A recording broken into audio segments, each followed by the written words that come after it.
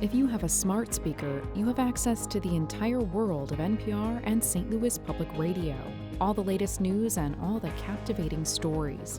Activate our voices with yours by telling your smart speaker to play St. Louis Public Radio. There are few elections in the entire United States of America that will be as competitive as the U.S. Senate race in Missouri. Attorney General Josh Hawley believes that he is the Republican that can finally oust Claire McCaskill from the U.S. Senate. We talk with the Republican statewide official about why he's the man for the job and his take on a multitude of issues on the latest edition of Politically Speaking.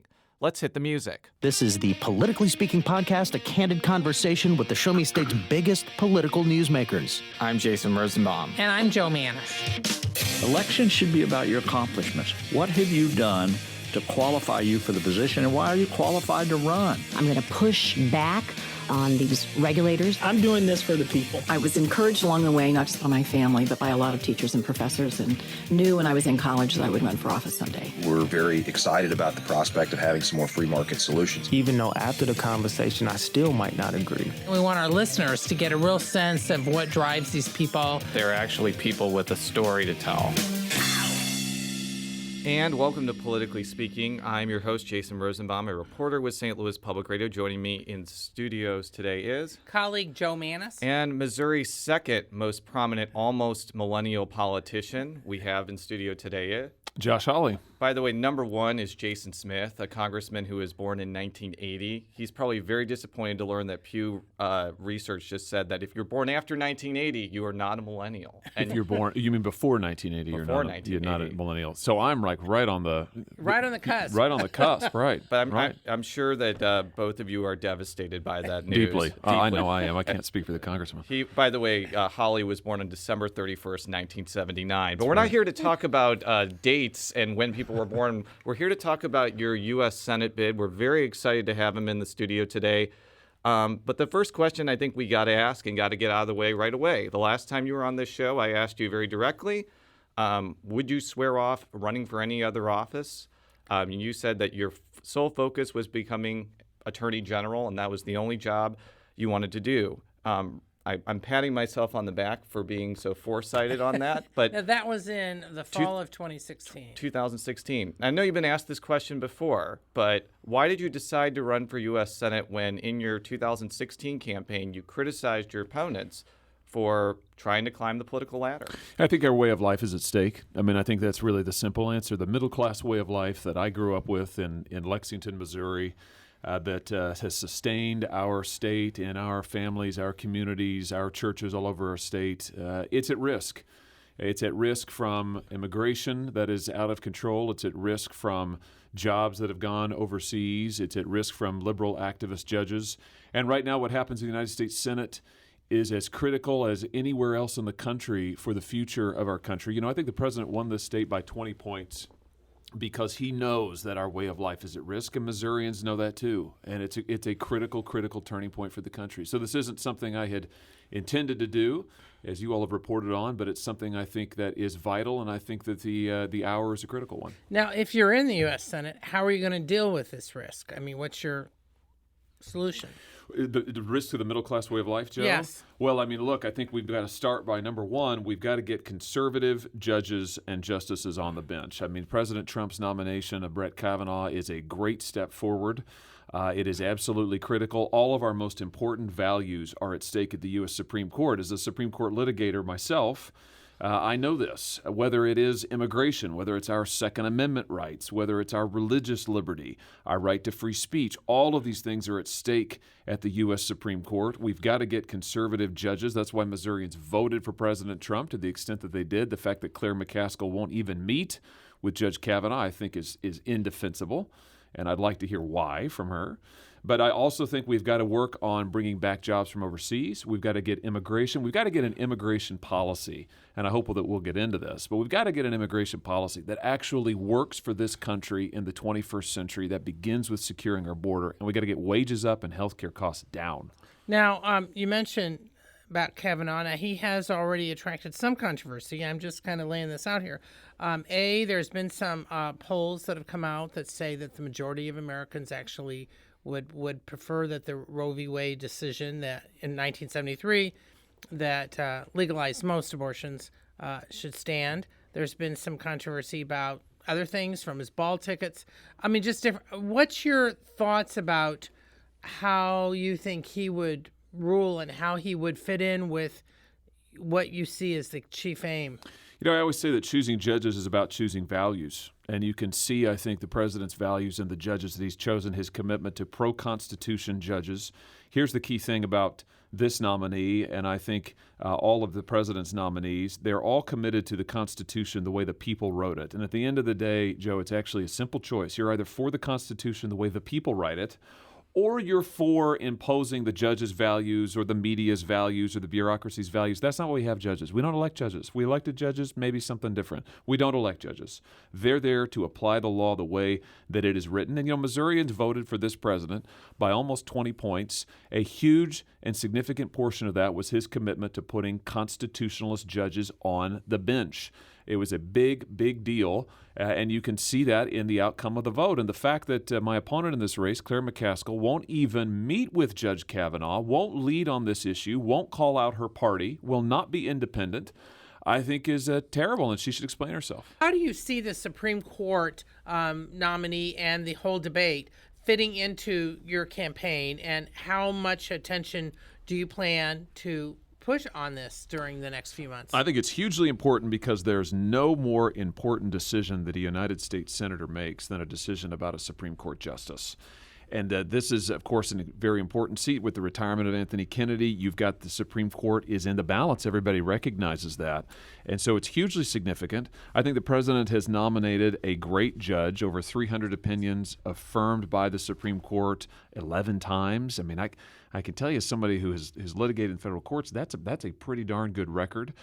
He's got great credentials, and most importantly, he's committed to interpreting and applying the Constitution the way the people wrote it. Here's what I'm disappointed about, Joe. I'm disappointed that the Democrats and Claire McCaskill are not even meeting with Judge Kavanaugh. Claire McCaskill said in 2006, when she first ran for the Senate, that she would be independent. Well, being independent means taking a leadership role in your party and saying, look, we should at least meet with this judge, at least hear him out. You've got senators who are already saying, we won't vote for him, like Tammy Baldwin. They haven't even met with him. Why aren't they meeting with him, and why isn't she leading on this? Now, of course, the counter thing is they're saying, well, look, Mitch McConnell and most of the Republicans refused to meet with the Obama's last nominee, Judge Garland, before the 2016 election, actually for most of 2016. So in some ways, they see it as payback. How do you respond to that? Well, first of all, that's part of the problem, I think, in Washington, is that the calculations are made based on political payback rather than based on the merits. I mean, you had Senator McCaskill with Justice Gorsuch, whom she voted against. And why did she vote against him? She said in audio at a fundraiser that was widely reported, I think you reported on it, she said, look, our side wants a scalp because of Merrick Garland, and I'm okay with that. I'm not okay with that. Those are her words. I'm not okay with that. These decisions should not be made based on giving a scalp to your side. They shouldn't be based on what your big dollar donors want. They should be based on the merits of the nominee. And in this case, you've got a sterling nominee who believes in the Constitution. She should meet with him, and she should be calling on other senators to meet with him, and she should vote for him. Now, there have been other pressures about trying to get more of his writings, providing more of his writings, because they say, well, the Republicans required that for some of Obama's nominees. What are your thoughts about that? Well, my understanding is the level of material that the Chuck Schumer is asking for is does not compare. It's much broader than it was for, say, Justice Kagan, who also had worked in the White House, or Justice Gorsuch. But here's the bottom line, Joe. What's most important are his decisions. There's 300 of them. They're all public. You can read them. You can review them. They've been published now for quite some time. So it's not as if you don't know, you don't have anything to evaluate this nominee on. You have a huge paper trail. And the fact that Democrats won't even meet with them, that Claire McCaskill won't, and that she won't stand up and call on her party to do so, I think just shows you that she's not really independent. Now, when you're traveling. Is this the biggest issue, or is it health care? I mean, just kind of, and what are your thoughts about that? This is very big because people know that the Supreme Court is really about values. This comes up all the time. People say to me, the Supreme Court, my Second Amendment rights are at issue. My religious liberty rights are at issue. My free speech rights are at issue. So people are very focused on this, and they're right to be focused on it because it's very significant for the future of the country. Now, is there anything you want to say about on health care? Because that's become a big issue. I just don't understand why Senator McCaskill is such a party line, rabid partisan on this. I'm in favor of, number one, we have got to get the cost of health insurance down. Families say to me all the time they cannot afford their health insurance, and of course they can't because premiums have gone up by 105% in the last 4 or 5 years. Why is that status quo acceptable to anybody? It's not acceptable to me. We ought to be able to bring down the cost of health insurance, cover people with pre-existing conditions, protect young adults up to age 26 on their parents' insurance. We can do all of that without Obamacare and the massive price increases and restrictions on choice and care it has given us. The fact that Claire McCaskill will not work across party lines to get a bipartisan deal that would bring down costs and protect folks, I think, again, is a real failure of leadership. If Roe v. Wade is overturned, would you be comfortable with Missouri completely banning abortion under most circumstances? What circumstances would you be okay with abortion being legal? Here's what I say as a constitutional lawyer and someone who has litigated in the courts. I mean, the first thing is Roe v. Wade is currently on the books. It's going to be for the foreseeable future. The first thing we need to do, those of us who are pro-life, and I'm 100% pro-life, have been my whole life. Those of us who are pro-life need to work and fight for laws that the public approves of that can expand pro-life protections. Right now in this state, my office as Attorney General, we're defending 3 major lawsuits with Missouri's pro-life laws that impose common sense health and safety regulations on abortion clinics, laws that require abortion clinics to have emergency plans, laws that require doctors to have admitting privileges and so forth. These, I think, they're widely supported by the public. They're common sense. Take recent bills that would prevent abortion when the infant is capable of pain. That's something where I think broad swaths of the American public, certainly Missourians, agree on that. Let's start there, get public consensus, and work forward. Now, you're talking about the 20-week ban. Now, there's been some controversy. I mean, I'm not advocating one way or the other, but just trying to lay out some of the controversies here. There has been some controversies, about the whether or not that's accurate as far as the pain, but that actually some of it is to prevent, while most abortions are actually in the first 12 weeks or so, but is to prevent some late-term ones that are for physical disabilities or other problems that are found in utero. How do you see that? I mean, because some say it's not really about the pain, it's about blocking Down syndrome, abortions, that sort of thing. I think that this is an issue where, again, you've got broad public support that if you have an infant who can feel pain, is capable in some instances. You sort of see them resisting the incursion, the instrument that's used to commit the abortion. The infant is trying to, they know that this is dangerous to them. They're able to feel pain. I think that most people can agree then, abortion should not take place in those circumstances, except for to save the life of the mother.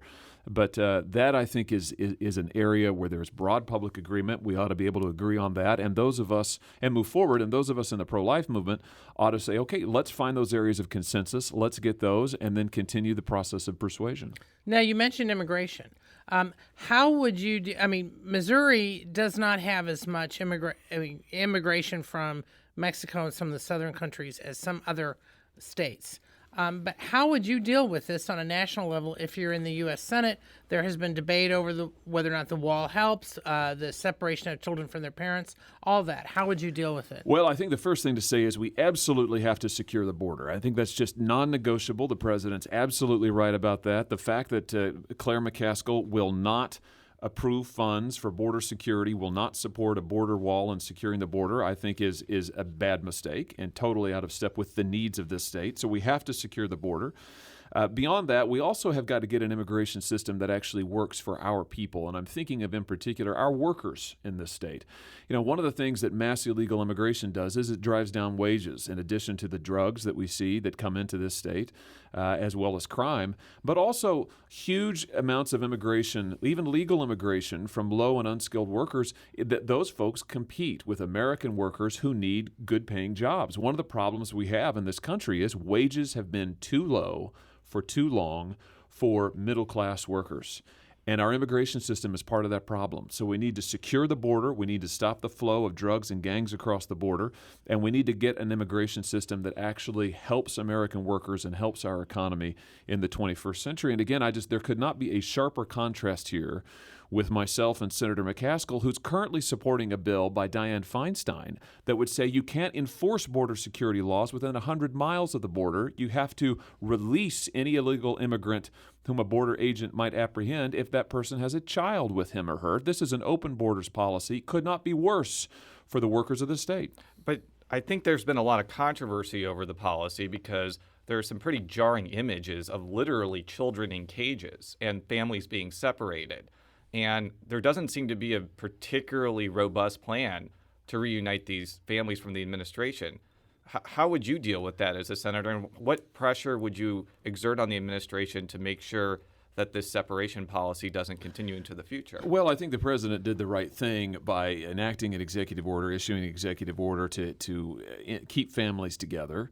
Congress needs to do its job and actually appropriate more funding for facilities to keep new facilities that can house families together. And I think the administration is also right to litigate. You know, this is a court precedent dating back now some time that prevents children and parents from being kept together if the case is going to be litigated beyond a certain amount of time. And the administration, I think, is going to challenge that in court, which is also the right thing to do. But look, at the end of the day, you've also got to deter people from endangering children. I think Claire McCaskill's stated policy of saying, look, if you bring a child to the border, you will get a get-out-of-jail-free card and be released into the interior of this country.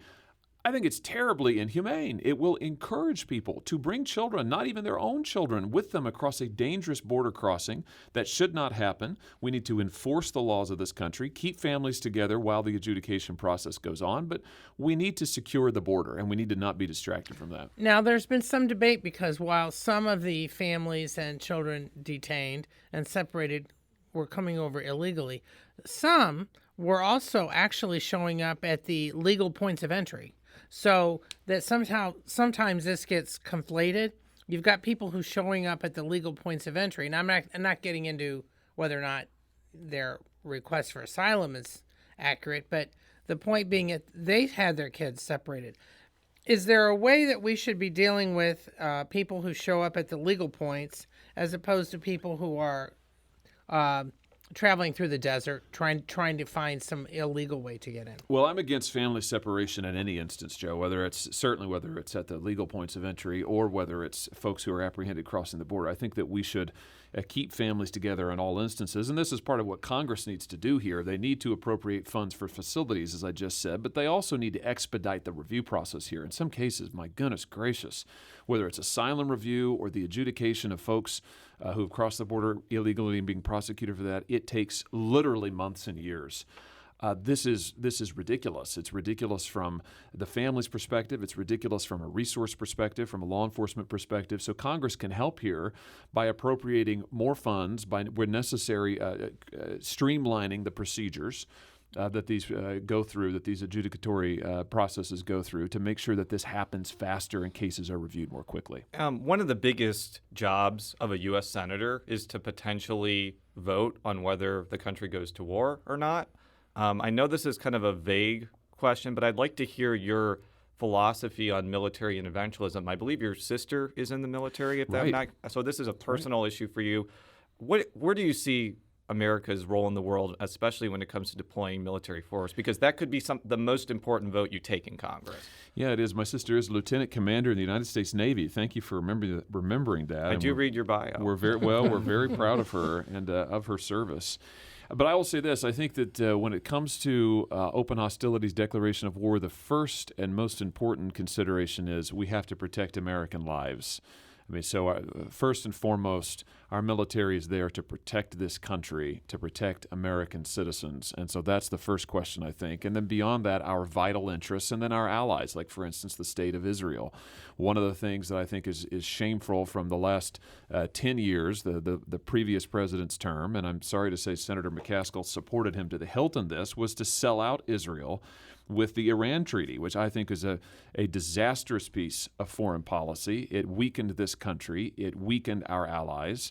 It weakened our standing in the world and our commitment to freedom. So I think that we've got to stand strong with our allies, but above all, we've got to look to protecting America's interests and American citizens and American lives. Now, some have said that actually getting rid of the Iran treaty without something else to put in its place has actually made it more difficult, not just for the United States, but also for Israel and the Middle East. And some of the things that Trump has proposed recently seems to be actually in line with what the treaty had proposed. I mean, what sort of alternate treaty would you want to see, or alternate some sort of deal with Iran? Or do you think there should be no deal and we need to just really go after this country? I think that Iran, until they show themselves to have some sort of a commitment to a genuine peace process and to abandon the nuclearization of their nation, or attempted nuclearization, I think they're pretty bad actors. And I think that the president getting tough on them was the right thing. Withdrawing from the deal was the right thing to do. Recurring to the previous sanctions regime, I think, is wise. And until they show some step, you think of the old Reagan mantra, trust but verify, until they actually see something verifiable that suggests they are willing to give up their pursuit of nuclear weapons and their destabilization of the region. Let's not forget, this is a country that is committed in policy to destroying the state of Israel and wants to exert hegemony over the entire region. I mean, these are not good actors, and they need to be deterred. I want to talk about Russia for a bit. It's actually been in the news in the last couple of days. Apparently, there was a hacking attempt against U.S. Senator Claire McCaskill.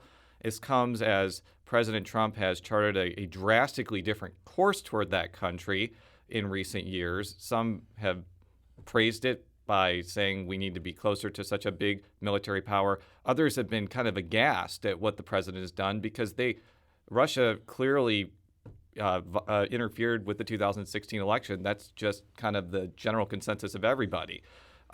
First of all, I'd like you to touch on the McCaskill hacking news because it is a newsworthy thing. And I also want you to talk about the president's relationship with Russia because I do feel like that's going to be a big issue for anybody running for the U.S. Senate. Now, apparently the hacking took place last year, about the time that Trump was first saying publicly that she really needed to be replaced. I'm sure you know that, but I'm just kind of saying the backdrop for our listeners. So it's a two-part question, but fire away. Well, look, I mean, as it relates to the hacking or attempted hacking, I can't say that I'm surprised. I mean, Russia's a bad actor, and they have been attempting to interfere in our democracy and our economy for years now. We can't let them do it. We haven't let them do it in the past, and we can't let them do it now. So, I think that that's the bottom line on this. Again, Secretary of State Mike Pompeo said just the other day, he captured this, I think, really well, where he said, look, the Russians we've got to show them strength. We've got to show them that it can be in their interests to cooperate with us and to adhere to democratic norms and international norms.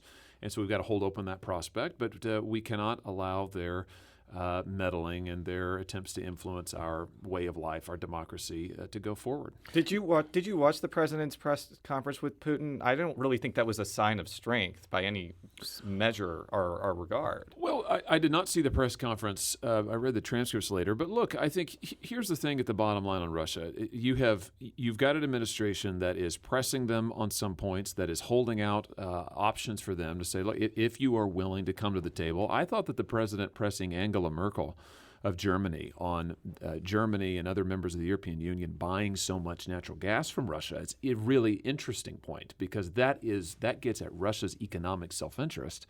And here you have the president saying, why are you doing this? Why are you buying natural gas from them and not from us?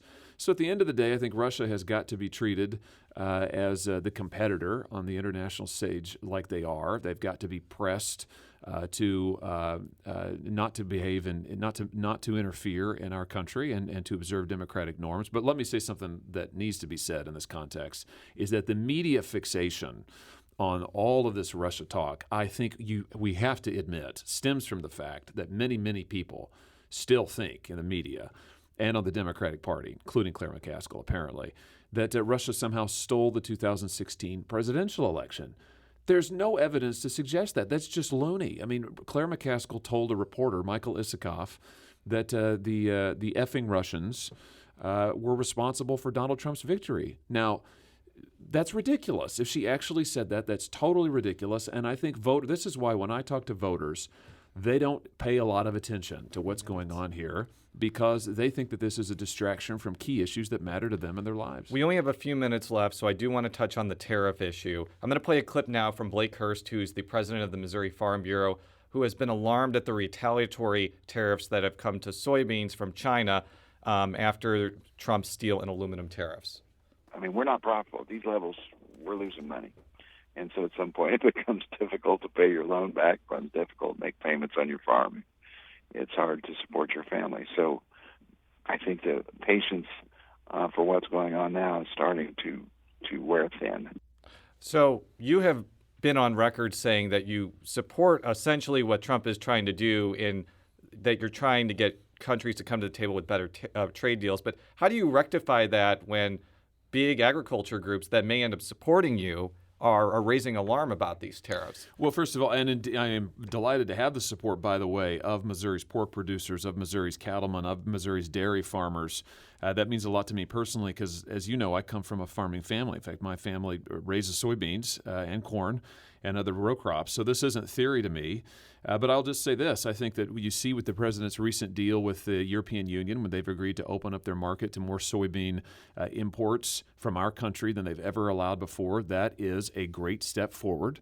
I think that the president going out there and saying he wants to get better trade deals for our farmers, wants to actually fight for our farmers. Because, look, farmers know, and they say this to me, by the way, when I talk to them. I talk to farmers all the time across our state, and they say over and over, we have gotten the short end of the stick on trade for years, not just with China, but also with the EU and Mexico and Canada in many instances. So I think the president saying this needs to stop is exactly right. The question is, can he get a better deal? I think we saw with the EU agreement that he is capable of. That's a great deal for American farmers. I certainly hope that Claire McCaskill will be out there praising it and supporting this great step forward for our farmers. And let's see what else he's able to get. But I think that this is a good beginning. Now, I want to shift back to the hacking just for a minute. The way they did it was pretending to be a Microsoft site, asking you to update stuff.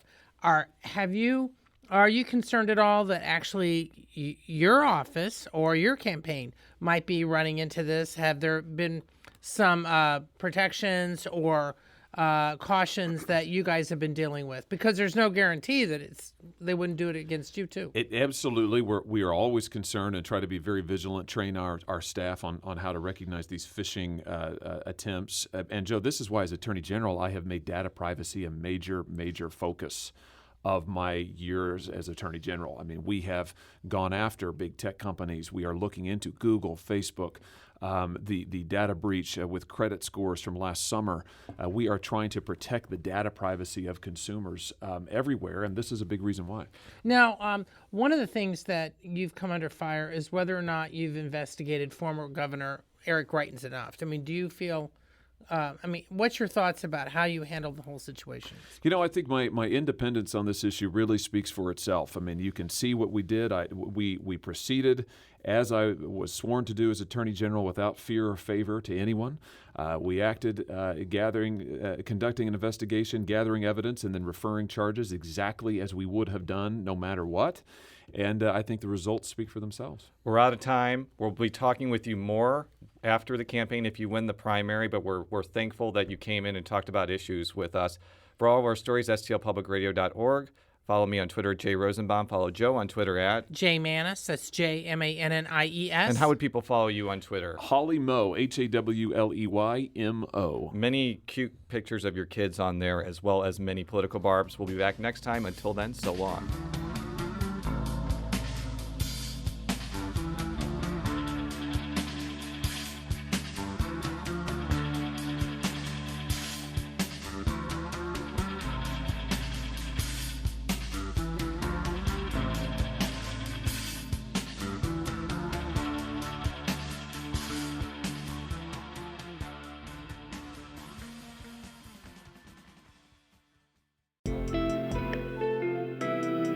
The Gateway brings you the day's news from the St. Louis region and across Missouri. It also includes stories from the Illinois side of the river and our Metro East reporter, Will Bauer. In Alton, in Belleville, in East St. Louis, in Edwardsville, in Cahokia Heights, at Scott Air Force Base, I'm Will Bauer. St. Louis Public Radio. Listen to reports from Will and all of our journalists weekdays on The Gateway, on the STLPR app, and wherever you get podcasts.